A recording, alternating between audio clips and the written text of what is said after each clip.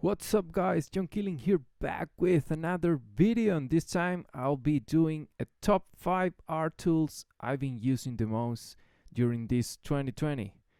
Year is almost over and I think it's a good time to share with you my favorite art tools and how to use them.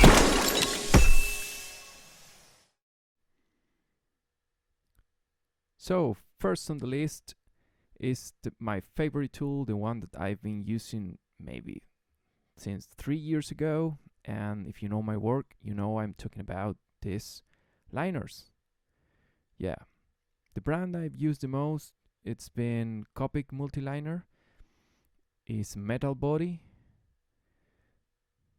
You can see the tip, and the good thing is that these tips are replaceable. So when you ruin the tip, you can change it, and also you can buy a new ink tank. So yeah, it's a great inking tool. I have many of them, but you can have another brands too. There are the Molotov black liners that are really good. I love the feel and the inking, and the classic Pigma microns that are super great, super cheap, and work super good. So let's start inking. I use the liners for almost all the line work.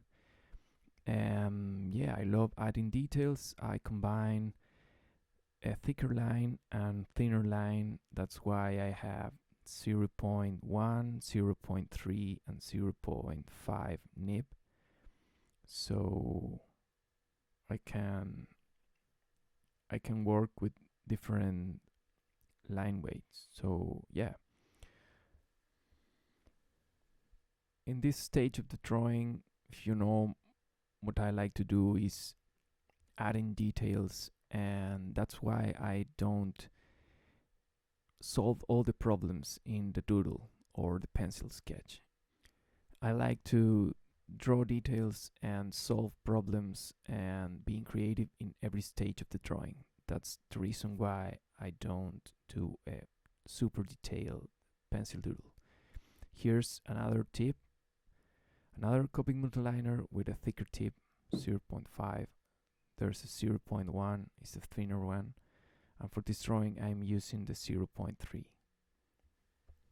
Yeah, enough of the liners. And now, next art tool is the Copic gas fund. This is a brush pen. You can see the tip. It's a really nice one. I have a great feel. Sadly, it's not rechargeable, but there is a way of hacking it and putting new ink on it. So I will do that as soon as I run out of ink. And here I'm doing some of the thicker lines. I could be using a thicker liner, but for the purpose of this video, I'm also adding some deep shadows on some places to give this shape a little more volume. Yeah, that's the good thing about this brush pen, is that it's easy to control and you can get a variety of lines. Yeah, it's really fun to use. And also, when this brush pen is running out of ink, you can use it for doing crazy backgrounds and textures. Really good. Next on the list is my all-time favorite Molotov Graph Aqua Ink Pump Subliner. Is really long name, but it's a brush pen and with a huge ink tank that I use for doing all that backgrounds. Those black backgrounds that you see usually in my art are done with this Molotov brush pen. The tip is not that precise like the Copic, but you can feel huge areas with black ink, and sadly this paper is not that good, so you can see like the trace, or where the brush like ends and start the new brush. So that's because of this paper. I use another paper also that doesn't leave that marks on the black areas. Yeah, it's really different from a marker. On this paper look kind of similar, but it's not. And it's water-based ink that you can feel the tank in there, and yeah, it's really good. I've been using this same brush for 3 years, and I use this Ecoline ink because Molotov ink is hard to find and it's expensive. And yeah, I have another one in which I put a little bit of ink and water, and I got some great gray tones. Next on the list are my white inks. If you know my art, you know I like to do some details on the background with white ink, some splatter splash dots. I don't know. I've been using the Dr. Philip Martins for many time, but since I ran out of it, I tried this new The Letter, and it's super thick, and I'm not. I'm trying to getting used to it.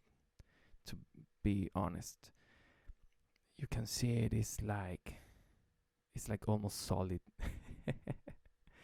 Yeah, but you can get those white dots on the background. Not quite what I would expect, but I can use a card, plastic card, any card, put some ink in there too, and get some really great looking splatters. I don't know how you say it, but you will see them. Let me put some more in here. This is not working. Sorry about that. There you go. Yeah. So yeah, you can get these textures in your backgrounds, or like dust or matte, or yeah, give some dynamics to your drawings. Yeah, getting dirty here. Enough of white ink, and now finally on the list, number 5. It's sometimes it's good to add some gray tones on your piece. So why not using sub markers? I love Copic markers, and but also I have the Ilo Hu or Hue. I don't know how to pronounce it. Sorry about that. But you can use any marker. Just find the one that is good for you, for your budget, and yeah, the one that you like using. Personally, I like the ones that have like a brush nib, so I can get different lines from it, and yeah, getting creative with the shadows. And yeah, those are my preferences. But as I mentioned before, you can get any brand, and there are great brands out there, and you can buy anything. So yeah, I'm adding the final touches here, giving some volume to the overall drawing. And this stage is almost fun also because you can make some of the part of the drawing pop and part of the drawing stay more flat. And yeah, down with the gray tones. Yeah, these are all my, not all my tools, but my favorite tools from this year. The liners, the brush pen. Then you have other brush pen for more big areas. And you have the inks, the white inks, and the black ink on the bottom, right there. The toothbrush, and yeah, I've been using all these tools from. These are just the drawings on my sketchbook, so yeah. Hope you like the video. Remember to like, subscribe, share, comment, and do all that YouTube stuff that helped me a lot and keep me doing these videos. And yeah, stay safe, have fun, keep drawing, enjoy your family and friends and loved ones. And yeah, we are at the end of the video, but I just want to show you a little bit more about all the details and the textures on the final piece. So hope you like it. That's all. John Killing here, and I'll see you on the next one. Cheers.